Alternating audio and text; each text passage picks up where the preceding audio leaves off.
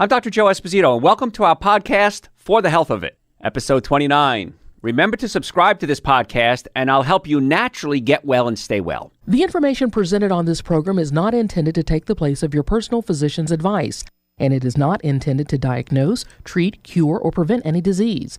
Discuss this information with your own physician or healthcare provider to determine what is right for you.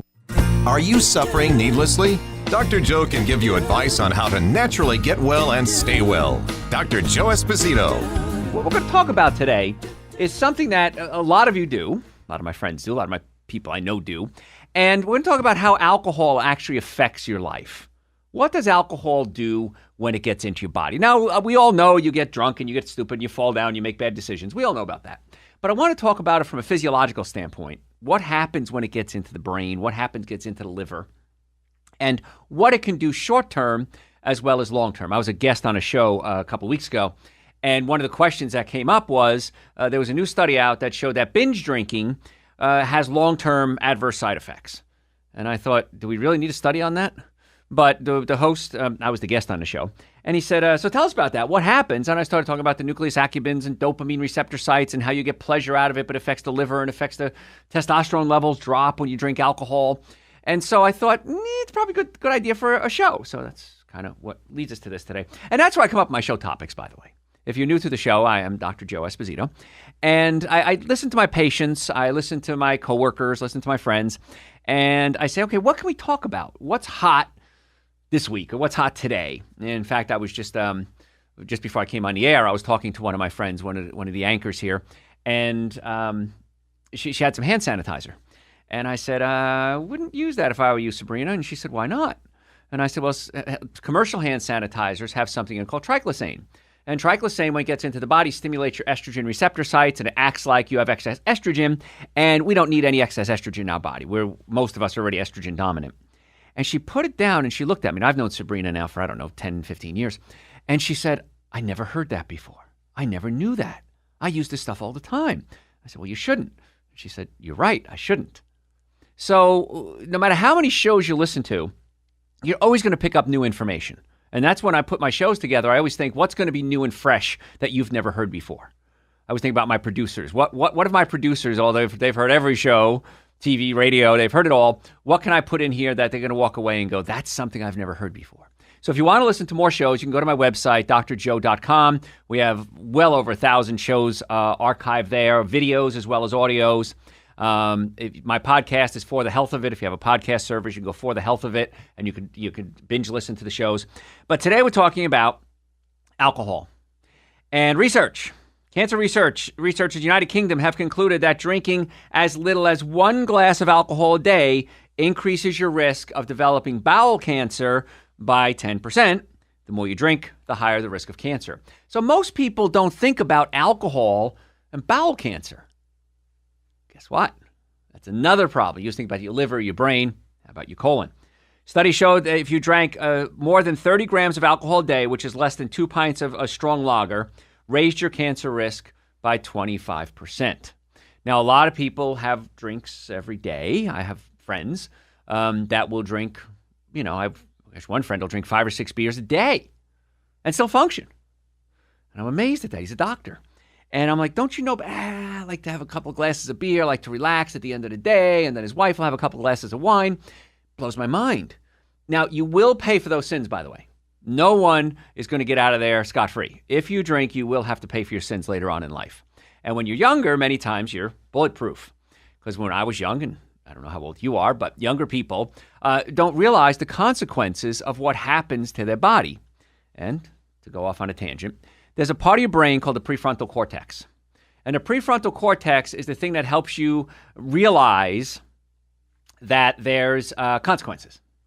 And it's not really truly formed until you're around 23, 25 years old. So this is why when you're young, you do stupid, crazy things because you don't realize the consequences. You're not able to process it through your prefrontal cortex. As you get older, you're supposed to get smarter. But many times we don't. And so there's a problem there. But anyway, I digress back to the prefrontal cortex. So alcohol can actually increase your risk of cancer. And that's a big concern because a lot of people think, well, it's got to be good for me, the alcohol. I stapled all my notes together here, so I got to tear them apart. So if you're drinking alcohol, you got to be careful with that. And if you have a history of cancer in the family, well, then you got to be more careful. So why drunk people take risks? Let's talk about that whole prefrontal cortex thing. New brain imaging shows that social drinkers have decreased sensitivity in the regions involved with detecting threats and increased activity in the brain regions involving rewards. So what happens is you're getting pleasure out of drinking, and it stimulates that part of the brain, and it shuts down the part of your brain that gives you logic. That's why you do stupid things, and that's why you wake up the next day feeling awful. After alcohol exposure, threat detecting brain circuits can tell the difference between threatening and non-threatening social situations. So where you might look at a guy who's twice your size and 4 times as big, and you won't poke him in the chest if you're not drunk, you might do it when you are. So when participants received a placebo instead of alcohol, that placebo being not real alcohol, but they thought it was, they showed greater activity in what's called the amygdala, the insula, and the parahippocampal gyrus. These are parts of your brain that are involved with fear and avoidance. So once again, you become fearless. And it shows up when shown a picture of a fearful expression, a facial expression. So they did these tests on these people, and the brain just wasn't working like it's supposed to. Meanwhile, activated areas of the brain that are important to reward system, and that's where your problem comes in. We get high. And so many of us do things because we get high. Sugar gets us high. You eat a little bit of sugar, stimulates the nucleus accumbens. Nucleus accumbens stimulates the dopamine receptor sites. You start getting high. And when you get high, what do you want more of? You want to do things that get you high. I mean, think about that. If you're like me, and you probably are because your brain works similar to mine, you'll do something like breads, cookies, cakes, donuts, pastas, bagels. I remember a while ago I was in New York? I guess I was in New York. Now, I'm from New York. Well, from New Jersey originally, right across the river. And the bagels in New York are just off the chart. I have to give the breads. And my grandmother, Grandma Esposito, said to me years ago, because I remember when I first moved to the Atlanta area down south, I said to her, why can't we get good bread in Atlanta? And Grandma Esposito, in her infinite knowledge, said, Giuseppe, it's because of the altitude. And I said, the attitude. No, the altitude. The altitude. So when I was living in Atlanta, 900 feet above sea level. New York, New Jersey, Rome, Paris, San Francisco, sea level. So my grandmother, who never, I don't think ever went to school, maybe a couple of years way back when, we think she was born in the late 1800s. We're not even sure because she didn't know when she was born. But she knew that depending on the altitude of where you were and the barometric pressure, she didn't know that word, would change how the bread tastes. So I went up there and I had to have a piece of bread. Now I'm a vegan. I don't do any animal products, so I made sure there was no animal products in it. And I had a piece of bread. I think it was a bagel. And it was just off the chart. It was so good. So what did I do? I thought about, I got to get more bagels. I want to eat more bagels. So I ate something that stimulated the pleasure centers in my brain. And even though logically I knew I shouldn't be doing this, it's gluten, it breaks down into sugar, it's not the best thing for you, I couldn't stop my brain from thinking that. So I had to actually take a conscious effort to step back and say, stop doing that. And it was tough because the bagels are everywhere. So that's what's happening when you drink alcohol. We've all done it. You have one drink, I'll just have one more. I can have 2 more. I'll have 5 more. And then you get really stupid. So it's affecting the brain in a very dangerous way because you don't start to realize the risks that are involved in, how about driving? How about drunk driving? That's a perfect example. Now, if you've had one too many cocktails, you feel direct effects on your brain, and it's slow reaction time, slurred speech, loss of balance, impaired memory. This happens because alcohol raises the level of dopamine in your brain. You're getting those pleasure neurotransmitters, the dopamine being released, and you start feeling good. It also alters levels of other brain chemicals like GABA, which inhibits impulsiveness. So when the GABA levels start to drop, you'll become more impulsive. And it affects glutamate, which excites the nervous system. So now we're looking at alcohol from a chemical and a neurophysiological standpoint. It's not all about, hey, let's have a margarita and feel good. It's what it's doing to your brain. Now, what this study does, it highlights the fact that if you're drinking, you're likely to take dangerous risks. Now, aside from well-known neurotoxin, alcohol can damage the body's ability to respond to stress. It impacts your immune system, so you're more likely to get sick. So, folks, here's the thing. If you're 100% healthy, and I don't know anyone who is, but if you're 100% healthy and you have a drink, okay. But now we're starting to see it's affecting the brain, it's affecting the nervous system, it's affecting your body to deal with stress, physical, chemical, emotional stress. and it's now affecting the immune system. So if you're sick, if you have autoimmune disease, if you have cancer, high blood pressure, diabetes, neurological issues, another reason you want to stay away from alcohol, because it's weakening your immune system, opening you up to more serious problems like infections. It can affect your hormone levels. It increases your risk of cancers like mouth and larynx cancer, esophageal cancer, liver cancer. I know I got all my notes here, stapled here. Colon cancer, breast cancer, pancreatic cancer, lung cancer. I don't get it. I used to drink. Never liked it, actually. I remember even in high school. Oops, got a bell down there. When I was in high school, I would go to football. I played football and hockey. And so back then, it was a little different. Even though 18 was the drinking age, if you were under 18, you went to somebody's house after a football game, the parents would have a keg of beer and you'd be able to have a beer. And it was not that big a deal. But I never liked it. And so finally I remembered this epiphany coming over me. Wait, you don't like drinking. It makes you feel awful. Many times I fake it. I'd have a beer. I'd be standing there, hanging around, looking tough with my football jersey on, my long hair, my beard, and I'll look around and I'll dump it out. And give me another one. Just trying to be cool. When I finally came to the realization, I can have the same amount of friends or more, have more fun, be able to drive my drunk friends home and myself, and not feel awful the next day. Why would I want to do this? Didn't make any sense to me, so I stopped drinking. So the last drink I had, I think I was 28 years old. Had a glass of champagne. I was on vacation. I was in a place called Anguilla, this beautiful island, and we had a villa, and the villa was right on a cliff, and the ocean was crashing at the base of the villa, and it was just beautiful, and they sent a bottle of champagne to our room. And I said, man, what the heck, I'm going to have a glass of champagne. Drank the champagne, felt awful the rest of that day, felt awful half the next day, and I said, I'm done. So you don't have to drink, folks, trust me, to have a good time. Alcohol damages your ability, we talked about, to respond to stress. Alcohol exposure resulted in abnormal low levels of key stress hormones like corticotropin-releasing factors. Now, when you're under stress, your body releases hormones. And this is good because it allows you to deal with the stress short term. If you're not producing these hormones, now the body isn't able to deal with the stress. Now, there's three types of stress. There's chemical, physical, and emotional stress. So chemical stress would be what? Food, drugs, alcohol, environmental toxins. Those are the things that most of them you have control over. Now, I understand you don't have control over sitting in traffic and there's a car spewing out exhaust in front of you and you're sucking in those chemicals. You may not have the ability to deal with somebody who you might be in an elevator with somebody with perfume. I'm not a big fan of perfume ever under any circumstances. If you want to smell nice, you can use essential oils. Tea tree oil is one of the essential oils. So you can use essential oils if you want to smell nice. But please, I'm begging you, don't use commercial perfumes. They have phthalates in them. Phthalates affect your hormone levels. So if you're on alcohol, if you're drinking, it lowers your body's ability to deal with stress. Chemically, you have control over a lot of it. Physically, let's talk about physical stress for a second. You might have back pain, neck pain, shoulder pain, arm pain, hand pain, wrist pain, numbness, tingling. These are all physical stresses that go on in the body. Maybe you worked out and you're sore afterwards, physical stress. So if you have physical stress, you want to try to get to the cause of your physical stress and not just treat the symptoms.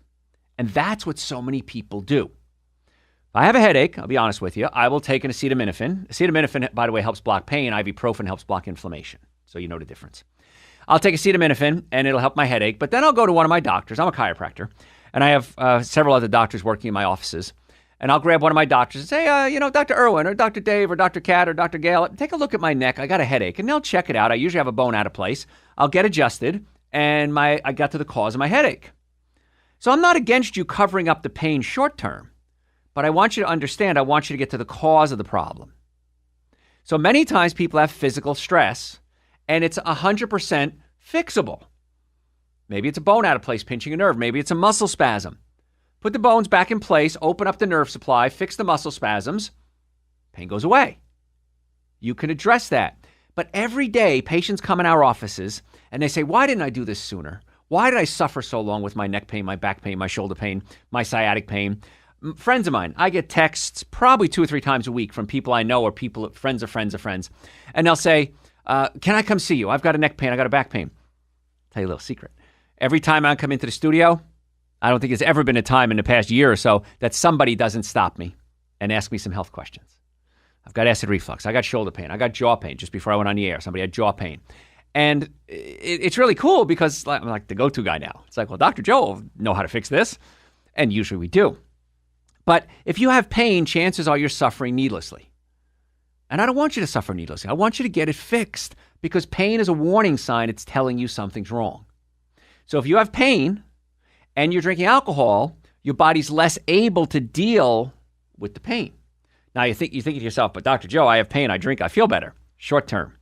Long term makes the problem worse. So I don't know why so many of you are suffering needlessly when now you know an answer. Can we help everything? No, we can't. We can't fix everybody. Can we fix most people? Absolutely. And that's what's so cool about my team of doctors. They're pretty cool. And they're my doctors too, by the way.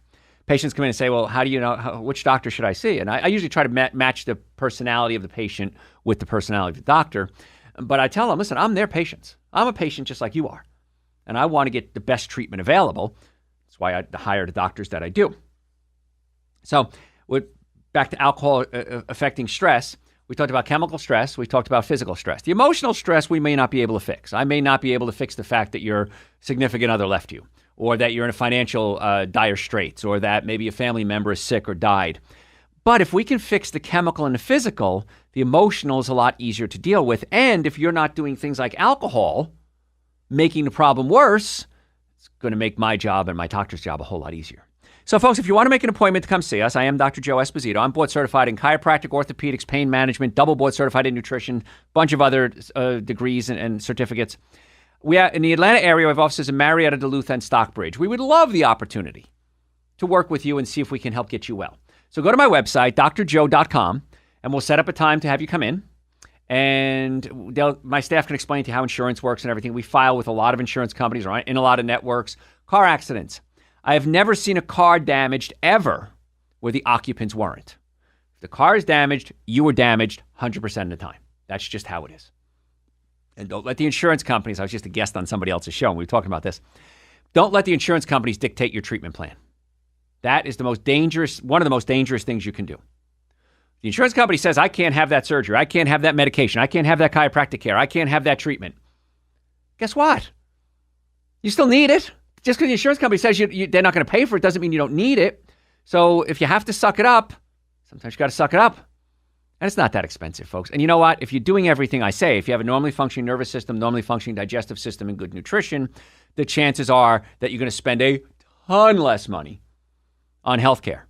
I did a show last week, I think it was, on is organic food worth it? And the answer was yes, because you're going to save so much money eating a healthy diet that you can buy the world's best organic food. Get all the nutrients, all the benefits, none of the pesticides and the dangers, and still have money left over. So if money's an issue, chances are you're just not knowing what to do with it when it comes to food. And I can teach you how to do that, or healthcare, I should say. But alcoholics become unable to activate their stress axis, it's called, the different hormones in the body.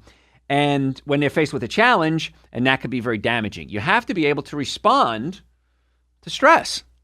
And if you're not responding to the stress properly, because alcoholic damage to the brain, it can lead to some real serious long-term issues. So it's not really hard to figure these things out. There you go. When you understand what to do. So, going to go to a break pretty soon. But what I want to do now is I want to get into a detox program. Different things that you can do to get off the alcohol, to get the toxins out of your system. When I was a guest on a show a while ago, somebody said, all right, so you have a drink, it destroys a couple of liver cells, what happens? Well, the liver is the fastest healing organ in the body. That's good news. But your liver's really important. Everything you drink, everything you eat, everything you breathe, probably everything you think on some esoteric level, ends up going through your liver. And so your liver takes whatever it is, breaks it down, decides where it should go, and then sends it out to that area of the body. And if you're doing a lot of things like sugar, alcohol, bad foods, cooked meats, any kind of meats, I don't eat animal products, but any kind of meats, animal products, especially when you cook them, it changes the molecular structure of the cholesterol and it oxidizes the low-density lipoproteins, a whole nother show. But your liver has to break this stuff down. And here's the other thing. If you have acid reflux, heartburn, burping, gas, bloating, how many people have that? Raise your hands. A lot of you, right? If you're on the radio, by the way, I can't see you raise your hands. Only the TV. I can't see you raise your hands on the TV either, folks. But if you have acid reflux, your stomach is not breaking down proteins properly. Your stomach's job is to take proteins and break them into amino acids. The amino acid tryptophan becomes serotonin in your brain, which helps you focus and feel comfortable and calm. Serotonin becomes melatonin, which helps you do what? Sleep. So patients come to my offices every single day, and my doctors will talk to them and say, if you have acid reflux, chances are you're a little agitated all the time. Well, yeah, I am.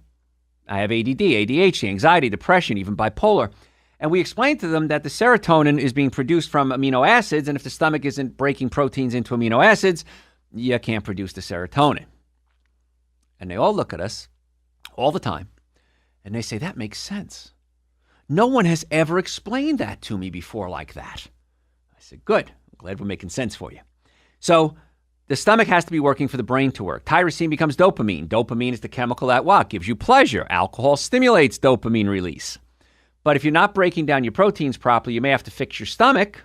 And we do that in our offices in most cases, not all, by gently pulling the stomach down away from the diaphragm so that now the stomach can digest food properly.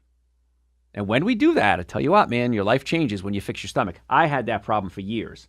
I had suffered for years with a burping and a rapid heart rate, high blood pressure as a child. Never knew why.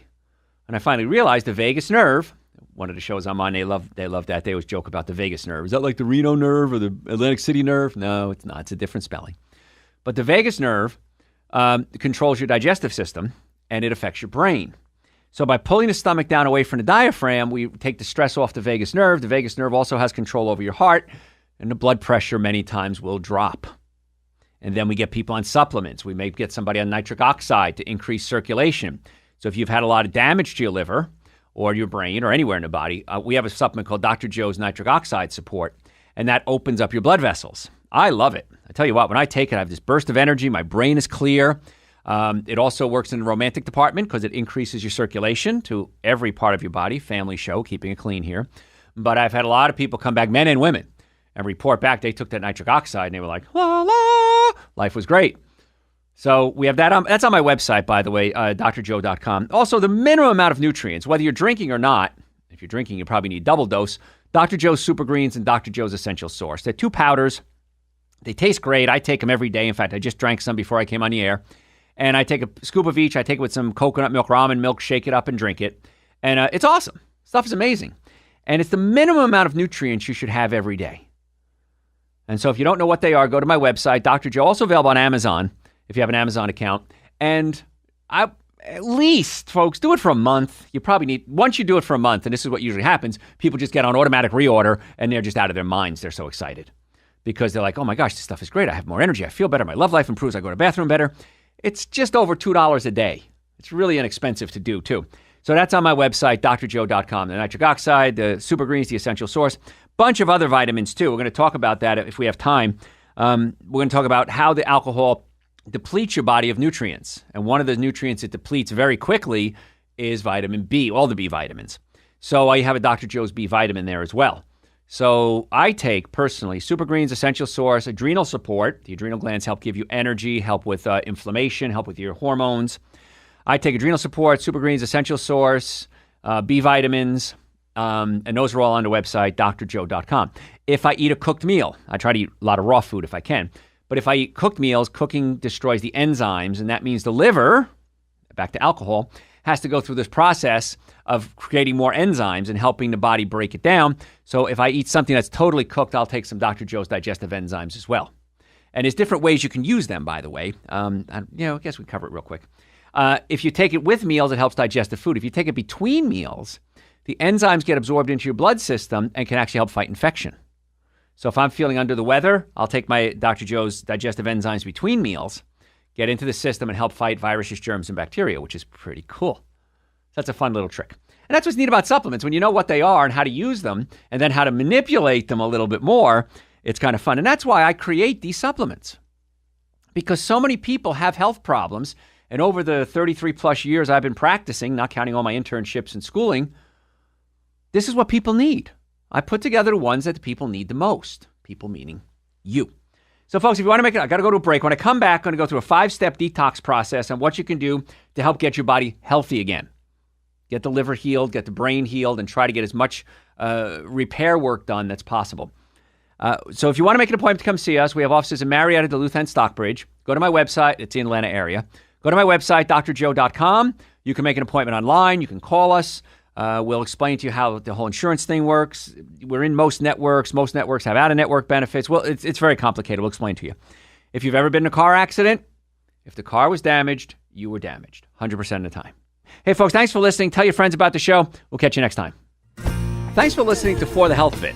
Remember to subscribe to this podcast, and I'll help you naturally get well and stay well.